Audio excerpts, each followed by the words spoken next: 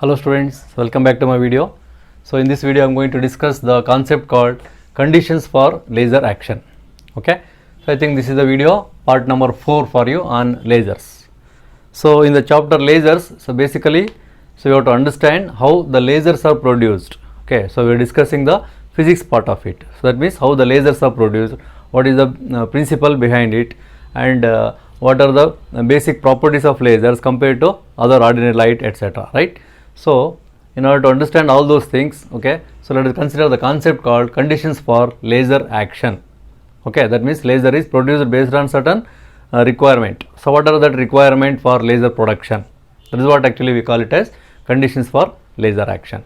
So there are 3 points to be considered here. Okay, so based on that, so you can understand the laser action here. So that is population inversion is one of the concept here, and then metastable state, and then radiation confinement. Okay, so let us consider these concepts one by one. So first one is population inversion. Okay, so in order to understand this population inversion, so first let me clear what is population. So try to understand what is population in this concept. Okay, so you have to understand the population in the sense the number of atoms present in a particular energy level, because basically you are considering the atomic system in a matter, right? So when the radiation interact with any matter, so the atoms in the matter are going to absorb certain radiation or photons, isn't it? Then they get excited to different energy states. So how many atoms are there in the ground state? How many atoms are there in the excited state? Okay, like that. So that particular number of atoms per unit volume, what we call it as population. Okay, so now population inversion, this is the concept actually. Inversion is a particular concept. So what it says, population inversion is the state of a system at which the population of a particular higher energy state E2 is more than that of the specified lower energy state E1. So as you know, there are 2 energy states we are considering, right? So E1 and E2, right? So initially the atoms are present in the ground state, lower energy state. So that is E1. Okay, so before absorption of the radiation, all atoms are in the energy state E1. So once the atoms absorb certain energy, okay, incident radiation energy, the atoms gets excited and go to the higher energy state, that is called E2, right? So now what is the population inversion? Means, so you have to consider the number of atoms, population of the atoms should be greater in energy state E2, okay, compared to E1, then it is called population inversion. Okay, suppose if it is greater in E1 than E2, then it is not called inversion. Okay, it is a normal condition, because at normal condition always the atoms are sitting in the ground state only. Okay, before absorption we can observe that more number of atoms present in the ground state. Of course all atoms are in the ground state only. You can say even excited state is completely empty if it is not absorbed any part of the radiation at all. So that is called normal condition. But now what we want here is the number of atoms or population in the excited state should be greater than the ground state. That is called population inversion. Is it clear? So now let us try to understand further, so how it is possible to achieve. Okay, so now as I told, so thermal equilibrium state, if you consider the thermal equilibrium state, so Boltzmann distribution function is the relation between N1 and N2. So what is this N1 and N2 here? It is a population. Okay, so N1 is the population of atoms in the ground state, N2 is the population of atom in the excited state. Okay, so now the relation between N1 and N2 is given by Boltzmann distribution function, that is called the ratio N2 by N1 is equal to 1 divided by e to the power of E2 minus E1 divided by KT. Okay, where so this E1, E2 are the energies of the lower energy state and excited states, and K is the Boltzmann constant at the temperature T. The system is considered at the system at the temperature T. Okay, so N1 and N2 are the populations in the ground state and excited state. Now as per this relation, okay, so always in a normal state the number of atoms will be more in the ground state. That means N1 is always greater than N2. Okay, to maintain the equilibrium condition, thermal equilibrium condition has to be maintained. So in order to maintain the thermal equilibrium condition, N1 should be greater than N2. Okay, the population of the atoms in the ground state is N1 is greater than the population in the upper energy state N2, and as I told, it is a normal situation. Okay, so in that case what happens, the rate of downward induced transitions, okay, the number of atoms which are undergoing downward transition to the ground state is much less, the probability is less than that of the upward transitions between the same two states. Okay, that means probability of downward transition will be very less because of absorption. Only the atoms gets excited and moving from ground state to excited state continuously. Okay, so downward transition probability is very less. Okay, so that is what we call it as the rate of downward induced transition is much less than that of the upward transitions between the same two levels due to the absorption of photons. Okay, so in this case what happens actually, the atoms gets excited from ground state to excited state, that is called induced absorption. Suppose if they come down to ground state, okay, with a less probability also, so that is what we call it as spontaneous emission, but not the stimulated emission, right? So in the normal condition it is possible to achieve only spontaneous emission, not the stimulated emission, right? Okay, now look at here. So finally what we can say, in order to increase the rate of stimulated emission from the state E2 to E1, it is necessary to make N2 greater than N1, isn't it? Then only it is called population inversion, right? Okay, now population inversion where N2 is greater than N1 is the non-equilibrium state. We can call it as non-equilibrium state because N1 greater than N2 is actually the equilibrium condition. If it is reversed, then it is called non-equilibrium state. Clear? Okay, now so when it is possible to achieve, so in this equation 1, see where temperature is the denominator. So if T is negative, okay, then only it is possible to consider N2 greater than N1. Otherwise always N1 will be greater than N1 according to this Boltzmann statistics relation between N1 and N2. Okay, so T should be negative. Okay, if T is negative, called negative temperature state, that particular state is called negative temperature state, then it is possible to achieve the population inversion. Okay, you should remember that it is possible to achieve the population inversion with the negative temperature state, and then only the stimulated emission is dominated over the spontaneous emission. Okay, so that is what actually required for the laser action or laser process, emission of the laser beam. Okay. Okay, now let us see how the population inversion can be achieved practically, because so what I said here, if T is negative, then only it is possible to achieve the population inversion condition, right? But practically how it is possible to achieve at ordinary temperature like room temperature? See, the population inversion can be achieved even at room temperature by any one of the following methods. So there are some methods here. So what are that methods? So it may be optical pumping, the mechanism may be optical pumping, direct electron excitation, elastic atom collision, and then chemical reactions, etc. So that means, so in case of optical pumping, the input energy may be in terms of radiation. Okay, the light energy is incident directly on the atomic system. So that is called actually optical pumping. Okay, normally we are following this optical pumping method easily to achieve the population inversion. Okay, similarly direct electron excitation. Okay, so electrons are excited electrically. Okay, so thermally sometimes we can excite directly, so the electrons from ground state to excited state, that is why it is called direct electron excitation method. Similarly in elastic atom collision, when atoms are interact with each other, collide each other, then also atoms gets excited. So by some means we can make that also. Or chemical reactions also excites the atoms and molecules in a system. So these are all the different methods to excite the atom in a given system, so that at some particular stage, so we need to achieve the population inversion with the condition N2, means the higher and upper energy state population is greater than the lower energy state.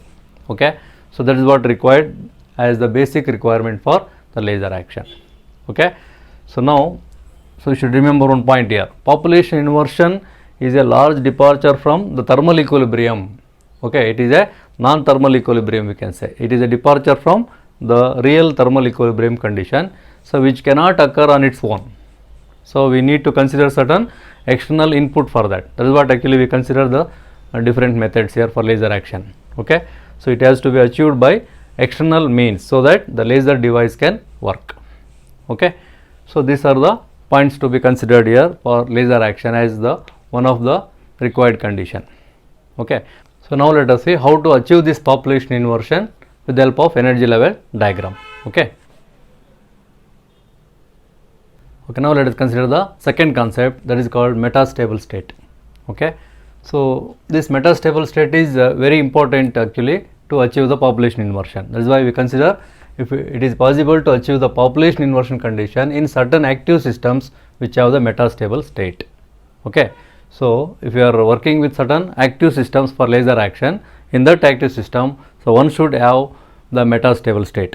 So metastable state is nothing but what? It is an intermediate state between the ground state and the excited state. Okay, if you are exciting the atoms by some means, if all are going to the higher energy state and it is not possible to achieve the population inversion, then it is not possible to get the stimulated emission, isn't it? So laser action is not possible, but in certain active systems it is possible to get some metastable state in between, where we can accumulate the more number of atoms in that particular metastable states, so that further if you compare the population between the ground state and that metastable state, then the population inversion is possible.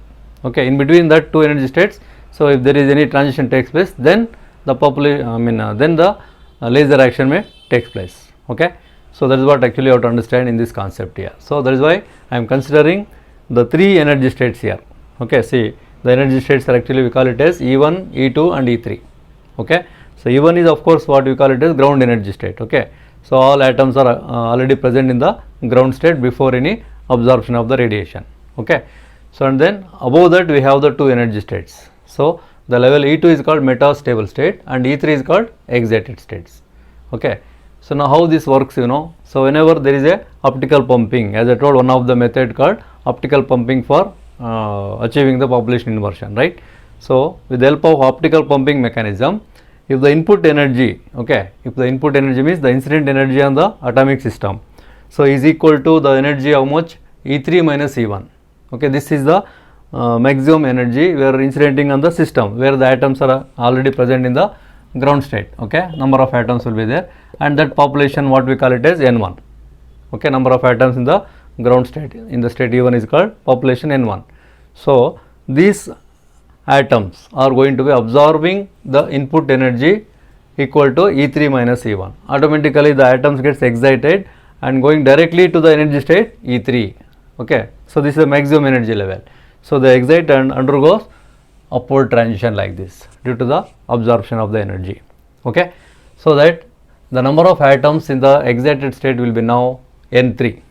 Okay, so value of N3 increases, population of the atoms in the excited E3 increases, N3 increases continuously, but the lifetime of atoms in this excited state is only 10 to the power of minus 8 seconds.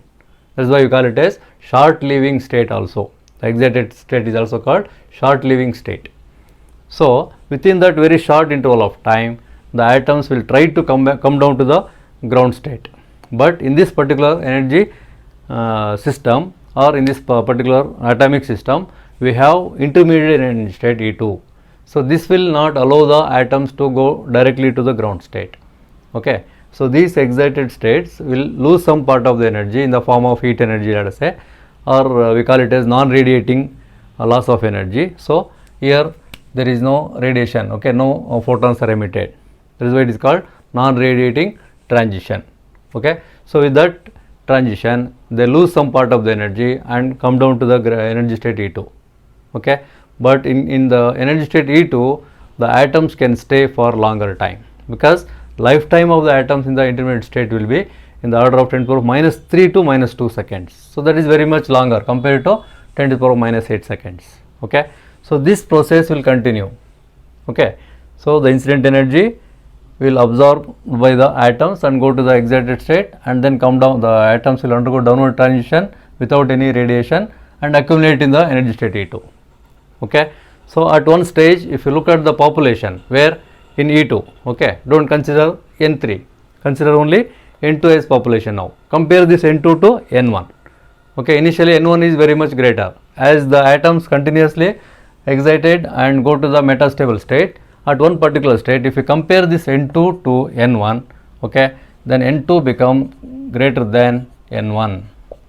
Okay, at one stage N2 will be greater than N1. So that means population in the excited state, even though metastable state is intermediate state, you can consider it as excited state compared to ground state, isn't it? It is upper level.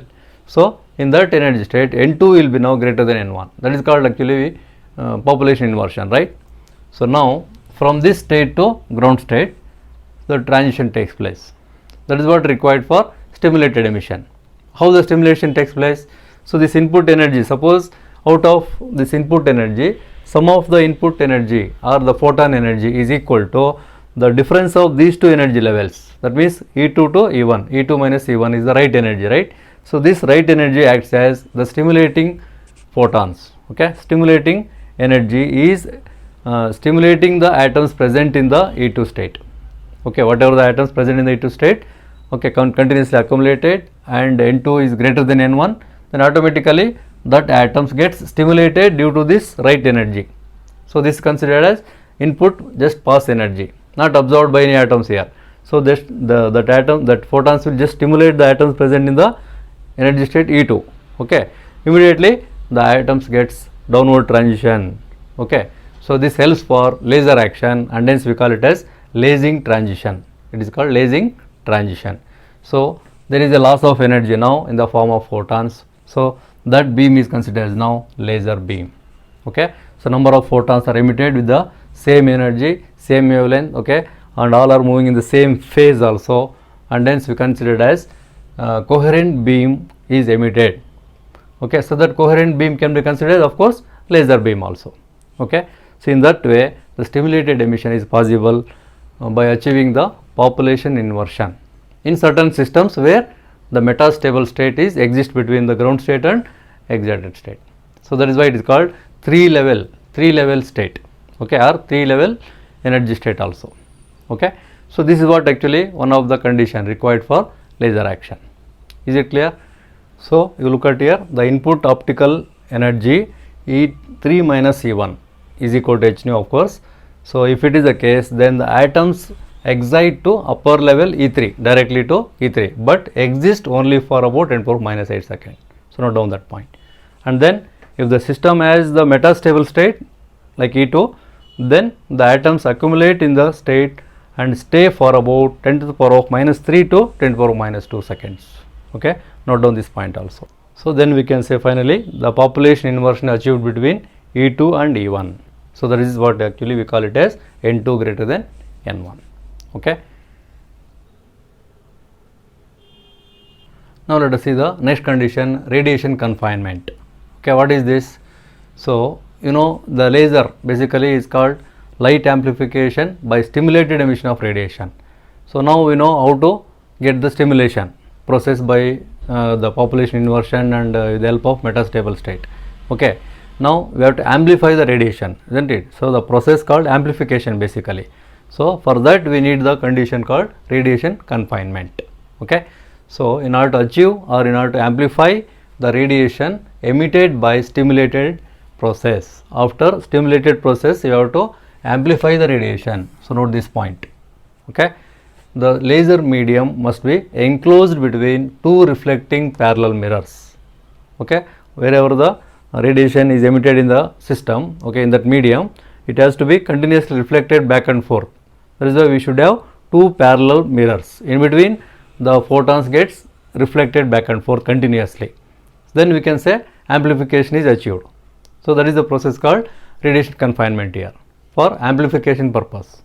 Okay, so the photons density build ups. That process makes actually the photon density builds up to very high value through repeated reflections of the photons which remain within the medium. Okay, whatever the more number of photons emitted, so the density of the photons increased and that will retain within that medium. Okay, so that is why it is called radiation confinement. So for this particular radiation confinement, so we should have the arrangement called optical resonant cavity. Okay, in which there are two parallel mirrors for reflection of the radiation continuously, and then the radiation gets amplified. So such a amplified radiation by stimulated process. So that is what actually we call it as laser. Okay, so these are the three conditions required for any laser action. So what is that? One is population inversion, and then to achieve the population inversion we should have metastable state, and then the stimulated emission is possible. The stimulated emission can be amplified by the method of radiation confinement. Okay. So, these are the three basic conditions for any laser action. Is it clear? Okay. So, then I will discuss the basic requirements for any laser device in the next video. Okay. So, thank you for watching this video.